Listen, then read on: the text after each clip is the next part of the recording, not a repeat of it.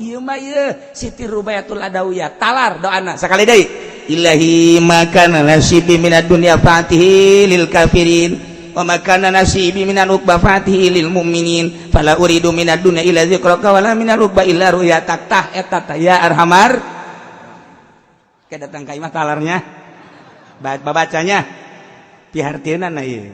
mantap jasa ilahi he pangeran abdi andai kata aya bagian abdi tina dunia Gusti mere dunia di dunia jang abdi Gusti abdi mah teu hayang pangbikeunkeun bae dunia bagian abdi ka kafir wabeh jang kafir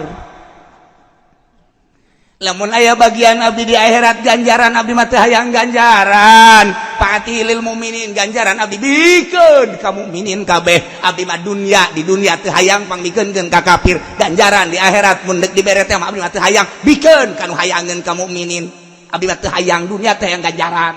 hampir ngarempot deui yang mal dibaca kan mal mah doa teu kira-kira cek nya tadi mah deuk ditalar aja kieu mah wah seneng ngawarung bangkrut aing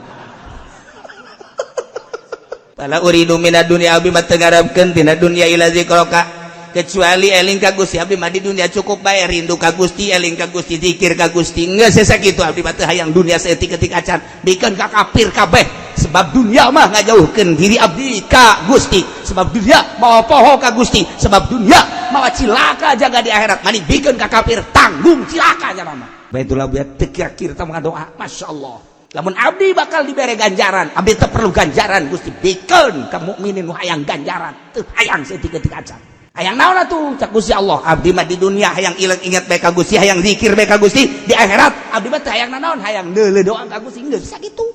atuh teh mah pangarna di eta mah bakal naon kos kitu mah di sorga sabodo Gusti teh mah